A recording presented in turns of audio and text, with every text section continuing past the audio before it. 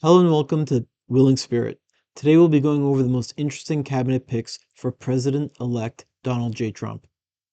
My favorite pick definitely has to be RFK Jr. for the head of Health and Human Services. RFK Jr. has a history of environmentalism, fighting for clean water, air, and even our bodies. He has advocated against big pharma and big food putting chemicals in the food we eat and the chemicals we are advised to inject into ourselves.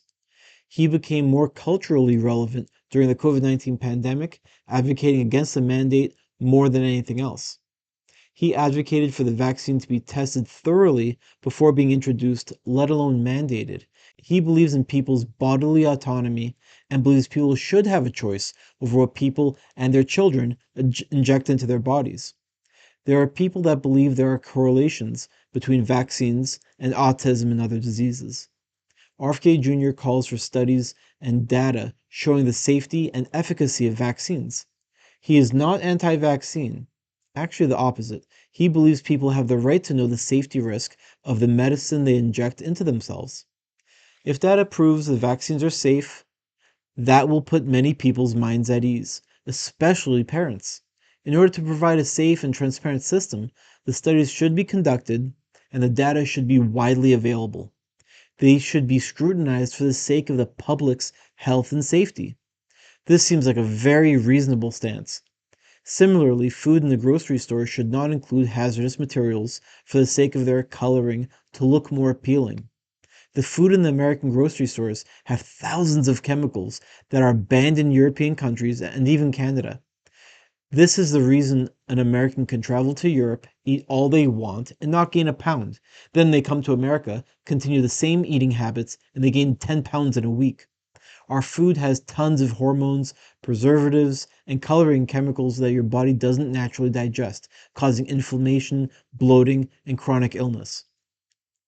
Big food makes a ton of money making sweet, addictive foods that trick your body into not knowing it's full.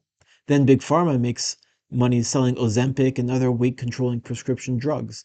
Over 40% of Americans are obese, with 11% of the population being diabetic. 133 million people have some chronic illness. We have never been this ill as a nation, and are making RFK Jr.'s role even more significant. If he can prove to improve our position in the country, that would be a great contribution to making America healthy again. Another pick I'm very excited about is Elon Musk. He is a man that is extremely intelligent, resourceful, charismatic, brilliant. The list is unending. I don't think you can even put a dollar value on how much Elon Musk has created in value between Starlink, Neuralink, Tesla, SpaceX, Boring Company, and his most recent acquisition of X, formerly known as Twitter. I just want to note that him buying X saved all of our freedom of speech, which is probably the single greatest variable in Trump's victory in 2024. Between his inventions, his leaps and bounds in technology, and his execution, he has earned the title of the smartest living person, perhaps of history. The way he has been able to build and inspire is unparalleled. Okay, that's enough flattery for now. Let's get into what he's going to be doing. He will be partnering with Vivek Ramaswamy to lead the Department of Government Efficiency. Yes, you heard that correctly, DOGE. Musk and Vivek are going to be applying lean fundamentals to the government agencies, trimming the fat. In some departments, they'll be taking a pound of flesh. Others, they'll be closing completely. On the All In Podcast conference, Musk said there are already too many departments. We've created about 2 government agencies for every year the country has existed. That is insane. For every launch SpaceX conducts, he has to wait for approval. He said he shouldn't be able to build a rocket in the time that a government takes to move paper from one desk to another. He's not the only one fed up with government inefficiencies. And remember, every time the government wastes money, they waste your tax dollars. Now, I know what you're thinking. Great, they're creating another government agency to close a bunch of other government agencies. What are the chances they don't close any? Then one becomes another monstrosity of an agency. Well, good news. DOGE has an expiration date. The agency will close as of July 4th, 2026. precisely on America's 250th birthday. They expect to be so good at closing departments, they're excited about closing themselves. But in all seriousness, they expect to cut $2 trillion out of the $6.5 trillion budget. If they even accomplish half of that over the next couple of years, that would be a major accomplishment. Perhaps it's a task force that gets reinstated every decade or so just to clean house. The next member of the Dream Team is Tulsi Gabbard. She's being selected to be the Director of National Intelligence. She has served as a representative of Hawaii. She was a co-chair of the DNC from 2013 to 2016. She serves as a lieutenant colonel in the U.S. Army Reserve. She has served since 2003. She experienced the corruption in the Democratic Party firsthand when she ran to be their presidential candidate in 2020. Even though she was the most qualified and exciting candidate, the media dunked on her because she wasn't war hawky enough. She has been deployed to war and understands the cost. She excites me because she will bring a level head to a department that has never seen an Arab country they didn't want to invade. The Democratic Party doesn't have much negative things to say about her. They've been recently saying she's a Russian asset spreading Putin propaganda. This claim seems suspicious since she's been in the military for 20 years. I didn't know the military was harboring Putin puppets. We've heard this line before. Chances are if the Democrats call someone a Russian asset, they probably aren't. Her greatest sin against the war hawks has been that she hasn't run face first into every war she's heard about. She's really a breath of fresh air. Compared to the geniuses we've been subjected to. I mean, after Dick Cheney, John McCain, Hillary Clinton, Barack Obama, and now Joe Biden, Kamala Harris, America now has an opportunity to turn the page and set the stage for a lasting world peace. One thing Trump's critics are correct about is that Trump does have a huge ego. One thing he wants to be known for is the best president ever. His goal to be the best president ever is through peace, not through conquering other countries. We are seeing through his appointments, he really means it. He's not interested in taking bribes to start or continue these forever wars. I mean, we have never given any other ally $200 billion to fight a war, never mind a country who is not a formal ally halfway around the world. I mean, we really know Ukraine is not really going to defeat Russia in a land war, right? It's all clearly just a money laundering scheme. Wait, what? Hold on.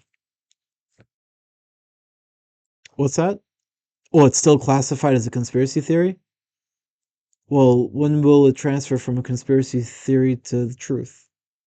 Oh, about 3 months? Okay. Okay. Yeah. No, I got it. Okay. All right. Where was I? Anyway, I'm looking forward to seeing Tulsi Gabbard join the ranks of the intelligence agencies and bring a cooler head to our national partners. Next on that list is Susie Wiles as White House Chief of Staff. She interested me because Trump gave one of the highest profile jobs to a seemingly below the radar person. She must indeed be very special. She started her career back in 1979 as an assistant to Representative Jack Kemp. In 1980, she became a campaign scheduler for President Ronald Reagan. She then became the chief of staff for John Delaney, who served as the mayor of Jacksonville. She launched a political consulting firm for about 8 years. In 2016, she ran Trump's campaign operations in Florida. She helped Ron DeSantis with his gubernatorial race. In his acceptance speech, he called her the best in the business. As of 22, she was essentially Trump's chief of staff, where they pushed many Republicans to win their midterm elections. For those who think politics is a 1 in every 4 years type of thing, you are mistaken. In the 2024 campaign, Susie served as co-chair of the 2024 presidential campaign.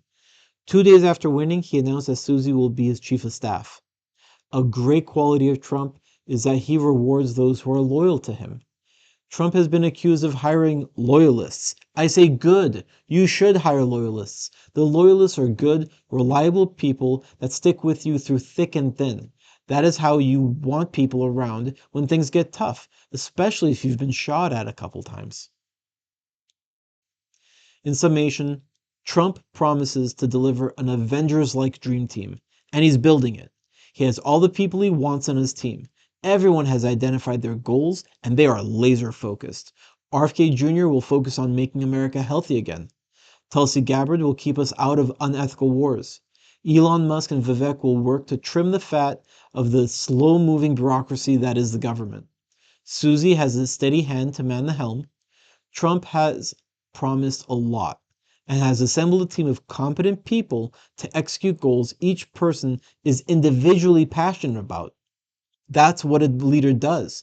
Trump pulls that all together with one goal in mind: to make America great again. I hope you enjoyed today's video. If so, please like and subscribe to the channel. Please leave a comment and let me know what you think. Thanks again for watching, and have a good one.